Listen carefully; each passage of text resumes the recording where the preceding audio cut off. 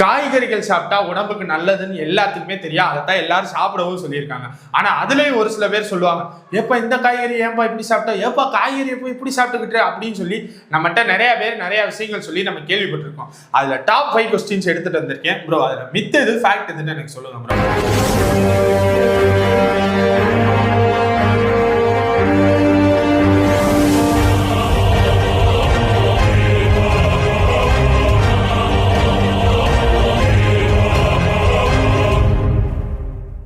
Bro, carrot சாப்பிட்டோம்னா நம்ம கண்ணுக்கு அவ்வளோ நல்லதுன்னு சொல்றாங்க. இன்னும் சொல்லியிருக்காங்க இருட்டுலலாம் நம்ம கண்ணு தெரியும்னு சொல்றாங்க.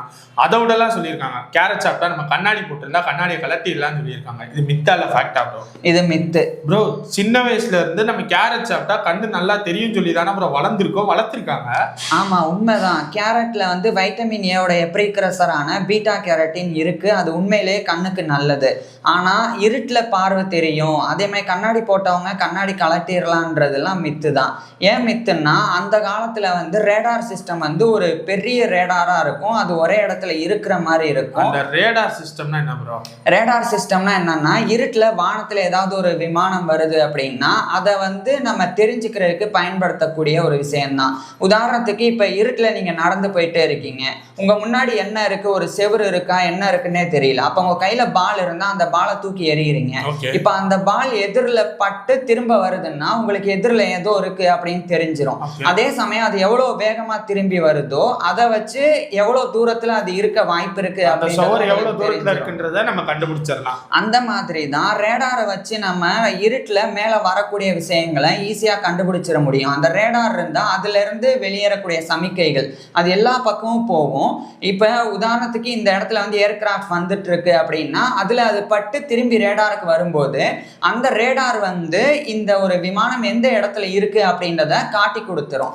அப்படி இருட்டுல வரக்கூடிய விமானங்களை கண்டுபிடிக்கிறதுக்கு அந்த காலத்துல ரேடார் சிஸ்டம் வந்து பெருசா வந்து பயன்படுத்திட்டு அந்த மாதிரி எடுத்துக்கலாம். ஆனா 1940களில் 2ஆம் உலக போர் நடந்துட்டு இருக்கும் போது பிரிட்டிஷ் மிலிட்டரி வந்து புதுசா ரேடார் டெக்னாலஜியை வேறு வடிவில் வந்து உருவாக்கினாங்க. எப்படின்னா, ஏர்கிராஃப்ட்லயே ரேடார் இருக்கிற மாதிரி. நான் ஆரம்பத்துல சொன்னேன், ரேடார் வந்து பெருசா ஒரு இடத்துல வைக்கிற மாதிரி இருந்தது. ஆனா இவங்க வந்து ஏர்கிராஃப்ட்லயே அதை வந்து பொறுத்துற மாதிரி கொண்டு வந்தாங்க. அப்படி கொண்டு வரும்போது பிரிட்டிஷோடைய ஏர்ஃபோர்ஸ் வந்து அதை எடுத்துட்டு வானத்துல பறப்பாங்க. அப்ப அவங்களுடைய ஏர்கிராஃப்ட்ல வந்து ரேடார் டெக்னாலஜி இருக்கு. இதனால எதிரி படையினர் வந்தா அதை வச்சு ஈஸியா கண்டுபிடிச்சிட முடியும். அப்பெல்லாம் ஹிட்லருடைய நாசி படை அவங்க வந்து அதிகமா இரவு நேரத்துல வந்து விமானங்களை வச்சு தாக்குதல் நடத்திட்டே இருந்தாங்க. இப்ப இந்த ரேடார் டெக்னாலஜியை புதுசா இவங்க கண்டுபிடிச்ச உடனே பிரிட்டிஷ் ஏர்ஃபோர்ஸ் வந்து அதை பயன்படுத்தினாங்க. அப்ப அவங்க போய்கிட்டே, அதாவது வானத்துல பறந்துகிட்டே ஜெர்மனுடைய அவங்களுடைய விமானம் எங்க வருது அப்படின்றத கண்டறிஞ்சு அதை தொடர்ச்சியா சுட்டு வீழ்த்தி வந்தாங்க.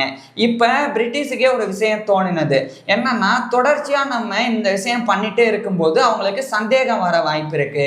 எப்படி நைட் நேரத்துலயும் நம்ம வர்றதை கண்டுபிடிக்கிறாங்க அப்படின்னு.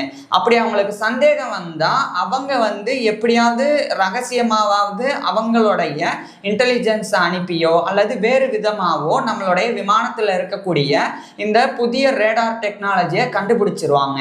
அதை அவங்க கண்டுபிடிச்சிட்டாங்கன்னா அவங்களுடைய ஏர்கிராஃப்ட்லையும் அதை பயன்படுத்த ஆரம்பிச்சிருவாங்க. அப்ப இதை தடுக்கிறதுக்கு ஒரு கட்டுக்கதையை அவிழ்த்து விடணும் அப்படின்னு நினைச்சாங்க. அப்பதான் அவங்க சொன்னாங்க, எங்களுடைய விமானிகள் எல்லாம் கேரட்டா அதிகமா சாப்பிட்றாங்க. அப்படி சாப்பிட்றனால தான் இருட்டுலையும் அவங்களால வந்து பார்க்க முடியுது. ஸோ இருட்டில் பார்க்க முடிகிறனால தான் ஜெர்மன் படையினரினுடைய அந்த விமானங்களை எங்களால் சுட்டு வீழ்த்த முடியுது அப்படின்னு சொல்லி நியூஸ் பேப்பர்லேயே அதை வந்து வெளியிட்டாங்க. இப்போ இதை ஜெர்மன் படை நம்பணும் அப்படின்றதுக்காக வெளியிட்டாங்க. ஆனால் இதில் கசப்பான உண்மை என்னன்னா, இதை உலகமே அப்படியே நம்ப ஆரம்பிச்சுட்டாங்க. அதே சமயம் அந்த பிரிட்டிஷ் தரப்புல இருந்து இதை வந்து பொய் அப்படின்னு சொல்ல முடியல. ஏன்னா போர் தொடர்ந்து நடந்துட்டு இருக்கு. இது பொய் அப்படின்னு சொன்னா அப்ப உண்மை என்னன்றது வெளிவந்துரும் அப்படின்றனால அந்த பொய்யை அப்படியே அவங்களும் வந்து உண்மை அப்படின்னு சொல்லி வந்தாங்க. இப்படியே போய் 1945ல் 2ஆம் உலக போர் முடிஞ்சா கூட அந்த ஒரு வதந்தி தான் உலகம் முழுக்க பரவிட்டே இருந்தது. இன்ஃபேக்ட் சொல்ல போனா இன்னைக்கு இந்த காலகட்டத்துல கூட இதை நம்பக்கூடிய அளவுக்கு இந்த வதந்தி அவ்வளோ வேகமா பரவி இருக்கு, அவ்வளோ வீரியமா பரவி இருக்கு. ஸோ கேரட்ல உண்மையிலேயே வைட்டமின் ஏ இருக்கு, அதாவது வைட்டமின் ஏவுடைய அந்த ப்ரீக்ரஸரான பீட்டா கேரட்டின் இருக்கு. அது நம்மளுடைய கண்ணுக்கெல்லாம் ரொம்ப நல்லது தான். இருந்தாலும் இருட்டில் பார்வை தெரிகிறது, கண்ணில் போடுற கண்ணாடியை கலட்டுற அளவுக்கு பார்வை தெரிகிறதுக்கெல்லாம் இது அவ்வளோ அளவுக்குலாம் உதவாது. ஏன்னா கண்ணுக்கு ஒவ்வொரு விதமான பார்வை, ரெட்டினால சில பேருக்கு பார்வை இருக்கும், அதாவது பார்வை கோளாறு இருக்கும், நரம்புல பாதிப்பு இருக்கும், இந்த மாதிரி ஒவ்வொரு விதம் இருக்கு. ஸோ அதனால இது வந்து மித்து தான். சரி ப்ரோ, இப்போ நம்ம கேரட் சாப்பிட்றதுனால கண்ணுக்கு வந்து ஒரு சேஃப்னு ஒரு லைட்டாவாச்சும் சொல்லலாமா? ஒரு 20% அது சொல்லலாம். இப்ப உங்களுக்கு வந்து கண்ணுல எந்த பாதிப்பும் இல்லை, அப்ப கேரட் சாப்பிட்டுட்டே இருந்தா கண் தசைகளுக்கெல்லாம் ரொம்ப நல்லதுதான். அதனால எதுவும் ஒரு டிஸ்அட்வான்டேஜஸ் வந்துச்சுன்னா இதை வந்து பிளாக் பண்ணும். அதாவது டிஸ்அட்வான்டேஜ் அப்படின்னு கிடையாது. கேரக்டரை பொறுத்த வரைக்கும் இவ்வளோ நம்ம நினைக்க கூடாது. அதாவது இருட்டில் கூட பார்வை தெரியாது, அது ஓகே, அது இல்லை. இப்போ நம்ம லேப்டாப் யூஸ் பண்ணிட்டு இருக்கோம், நமக்கு ஆனால் கண் நல்லா தான் இருக்கு, நான் இருந்தாலும் கேரட் சாப்பிட்றேன், எனக்கு ஒரு சேஃப்டின்னு நம்ம எடுத்துக்கலாமா? அந்த மாதிரி எடுத்துக்கலாம். ஆனால் அதனாலேயே லேப்டாப் ஸ்க்ரீனை தொடர்ந்து பார்த்தா கண்ணுக்கு ஒன்றும் ஆகாது அப்படின்னு அர்த்தம் கிடையாது. சரி ஓகே ப்ரோ. இப்போ செகண்ட் கொஸ்டின் ப்ரோ, கீரை சாப்பிட்டா உடம்புக்கு நல்லதுன்னு எல்லாருக்குமே தெரியும், ஆனால் அந்த கீரையை திருப்பி ஹீட் பண்ணி சாப்பிடக்கூடாதுன்னு சொல்றாங்க. இது மித்தா இல்ல ஃபேக்டா ப்ரோ? இது ஃபேக்ட். கீரையில நைட்ரேட்ஸ் ஆனது இருக்கு, இது நம்மளுடைய உடம்புக்கு நல்லது தான். இருந்தாலும் கீரையை 2வது முறை சூடு பண்ணும்போது நைட்ரேட்ஸ் ஆனது நைட்ரோசமைன்ஸா மாறிடும். இது கார்சினோஜெனிக், அதாவது கேன்சரை ஏற்படுத்தக்கூடியது. அதனால 2வது முறை கீரையை வந்து சூடுபடுத்தக்கூடாது. இப்ப காலையில சமைச்சிருக்கிறாங்க கீரை, சில பேர் என்ன செய்வாங்கன்னா அதை ஃப்ரிட்ஜில் வச்சிருவாங்க, மிஞ்சி போனதை அதை ஃப்ரிட்ஜில் வச்சுட்டு அதுக்கப்புறம் அதை மறுபடியும் எடுத்து சூடு பண்ணுவாங்க. இது பண்ணவே கூடாது. அதுக்கு மாறா அது வந்து ஜில்லுன்னு இருந்தாலும் பரவாயில்ல, அப்படியே சாப்பிடலாம். இல்லைன்னா நார்மல் ரூம் டெம்பரேச்சர்ல அப்படியே வச்சிருவாங்க, அதுக்கப்புறம் மறுபடியும் சூடு பண்ணுவாங்க. அதுவும் பண்ணாம அதை அப்படியே சாப்பிடலாம். இப்போ ஒரு டவுட் இருக்கும், எப்படி சாப்பிடுறது? ஏன்னா காலையில ஓகே, காலையில வைக்கிறாங்க, மதியம் சாப்பிடுறாங்க, முடிஞ்சு நைட்டு வரைக்கும் எப்படி வச்சு சாப்பிட்றது? இப்போ கீரையை பொறுத்த வரைக்கும் காலையில் சமைச்ச கீரை நைட்டு நல்லா இருக்குமா அப்படின்னு நம்மளால வந்து முழுசாக வந்து சொல்ல முடியாது. சில நேரங்களில் அது கெட்டு போயிடும், சில நேரங்களில் நல்லா இருக்கும். இப்போ கீரை காலையில் சமைச்சது சாயங்காலம் நைட்டெல்லாம் நல்லாவே இருந்ததுன்னா அதை வந்து சாப்பிட்லாம். ஆனால் எப்போ அது வந்து கெட்டு போக ஆரம்பிச்சிருக்குன்னு உங்களுக்கு தெரியுதோ, அது வந்து கெட்டு போக ஆரம்பிக்கும் போது எடுத்த உடனே வாசனை வராது, அதுக்கு மாறா அது கொஞ்சம் கொலன்னு மாற ஆரம்பிக்கும். அப்படி மாற ஆரம்பிக்கும் போதே நீங்கள் புரிஞ்சுக்கணும் அதுல ஏதோ ஒரு கெமிக்கல் ப்ராசஸ் நடக்குது, அது புற்றுநோயை ஏற்படுத்தக்கூடிய அபாயமா மாறிட்டு இருக்கு அப்படின்னு. அதனால இப்ப கீரை வந்து நல்லா தான் இருக்கு, காலையில பார்க்கும்போது எப்படி இருந்ததோ அதே மாதிரி தான் இருக்கு. ஆனா வந்து சூடா மட்டும் இல்லை அப்படின்னா அதை அப்படியே சாப்பிட்றதுனால எந்த பிரச்சனையும் இல்லை. அதை 2வது முறை சூடு தான் படுத்தக்கூடாது. Okay bro. இப்போ 3வது கேள்வி ப்ரோ, வெள்ளரிக்காய் இருக்குல்ல ப்ரோ, வெள்ளரிக்காய் வந்து கசக்குது அப்படின்னா மேல் தோலை சீவிட்டு அதுல உப்பு தடவி மட்டும் சாப்பிடலாம் அப்படின்னு சொல்றாங்க. இது மித்தா இல்ல ஃபேக்டா ப்ரோ? இது மித்து. பொதுவா வந்து ஒரு விஷயம் புரிஞ்சுக்கணும். இப்ப வெள்ளரிக்காவுடைய தாவரம் இருக்குன்னா அதனுடைய தண்டுல இலையில எல்லாமே வந்து ஒரு வகையான நச்சு இருக்கும். அதுதான் வந்து குக்கர்பிட்டசின் அப்படின்றது. இந்த குக்கர்பிட்டசின் அப்படின்றது சில நேரங்கள்ல அதிகமாகும். அது எப்ப அதிகமாகும்னா அந்த செடிக்கு வந்து சரியான, அதாவது அந்த தாவரத்துக்கு வந்து சரியான தண்ணி கிடைக்கலன்னாலோ அது வாட ஆரம்பிக்குதுன்னாலோ அப்ப இந்த குக்கர்பிட்டசின் அப்படின்ற இந்த ஒரு ரசாயனம், இந்த ஒரு நச்சு, இது வந்து நேரா இலையில தண்டுல மட்டும் இல்லாம வெள்ளரிக்காயிலையும் வந்து வந்துடும். ஸோ அதனாலதான் வெள்ளரிக்காய் வந்து கசக்குது. இந்த குக்கர்பிட்டசினை வந்து அந்த தாவரமானது அதை வந்து பூச்சிகள் அண்டக்கூடாது அப்படின்றதுக்காக வச்சிருக்கு, அதை சுரந்து வச்சிருக்கு. எப்ப அது வாட ஆரம்பிக்குதோ அப்ப அந்த குக்கர்பிட்டசின் வந்து தவறுதலா அந்த வெள்ளரிக்காயிலையும் போயிடும். இப்ப இது டாக்ஸின் தான்.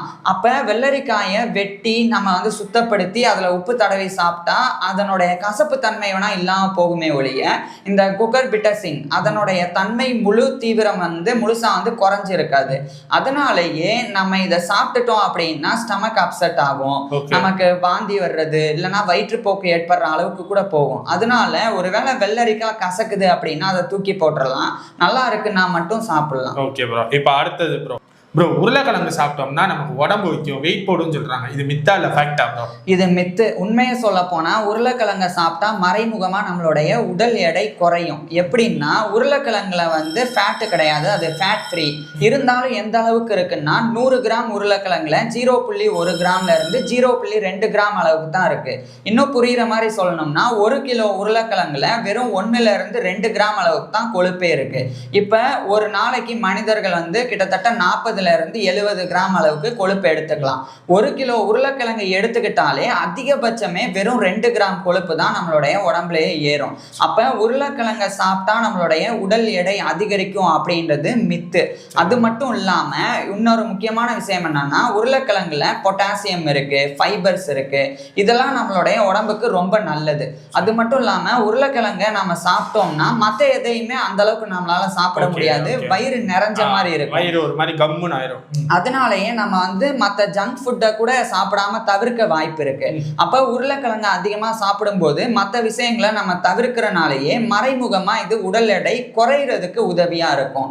ஆனா இங்க எங்க பிரச்சனை வருதுன்னா, உருளைக்கிழங்க சாதாரணமா வேக வச்சு சாப்பிட்டா எந்த பிரச்சனையும் இல்லை. ஆனா அதை வேக வைக்காம அதை எண்ணெயில போட்டு பொரிக்கிறது, ஃப்ரை பண்றது, பிரெஞ்ச் ஃப்ரையா சாப்பிடுறது, சிப்ஸா சாப்பிடுறது, இது மாதிரி பண்ணும்போது கண்டிப்பா உடல் எடை அதிகரிக்கும். ஏன்னா அது உருளைக்கிழங்குனால கிடையாது, உருளைக்கிழங்குல சேரக்கூடிய எண்ணெய்னால. உதாரணத்துக்கு 100 கிராம் உருளைக்கிழங்கு இருக்கு, அதை நார்மலா எடுத்துக்கும் போது அதுல ஃபேட்டே இருக்காது. ஆனா எண்ணெயில போட்டு பொரிச்சோம்னா அந்த உருளைக்கிழங்கு ஆயில அப்சர்வ் பண்ணும். அதன் மூலமா 100 கிராம் பொரிச்ச உருளைக்கிழங்குல கிட்டத்தட்ட 35 கிராம் அளவுக்கு கூட கொழுப்பு சேர்ந்துரும். அதனாலதான் உருளைக்கிழங்கு சாப்பிட்டா உடல் எடை அதிகரிக்கும் அப்படின்னு நினைக்கிறாங்க. ஆனா உண்மை என்னன்னா, உருளைக்கிழங்குல ஃபேட் கிடையாது, அதுக்கு மாறா அதை நம்ம எப்படி எடுத்துக்கிறோம் அப்படின்றத பொறுத்து தான் உடல் எடை அதிகரிக்குதா குறையுதா அப்படின்றது இருக்குது. உருளைக்கிழங்கா சாப்பிடுங்க, அதை விட்டுட்டு சிப்ஸ் பிரெஞ்சு ஃப்ரைஸ் சாப்பிட்டா உடம்பு போடும். கரெக்டா? Okay bro, final question. இது கொஞ்சம் மெடிக்கல் டேர்மாவே கேட்கிறேன். அதாவது முட்டைக்கோஸ், காலிஃபிளவர், இது ரெண்டும் தைராய்டு இருக்கிறவங்க எடுத்துக்க கூடாது, சாப்பிடக்கூடாதுன்னு சொல்றாங்க. இது மித்தா இல்ல ஃபேக்டா ப்ரோ? இது பாதி உண்மை பாதி பொய். ஏன் அப்படின்றத சொல்றேன். பொதுவா இப்ப இந்த முட்டைக்கோஸ், காலிஃபிளவர் இதுல எல்லாத்துலயுமே குவைட்ரஜன்ஸ் அப்படின்ற ஒரு வகையான காம்பவுண்ட் இருக்கு. இது நம்மளுடைய தைராய்டு கிளாண்ட் அயோடின் அப்படின்ற சத்தை உறிஞ்சுறத தடுக்கும்.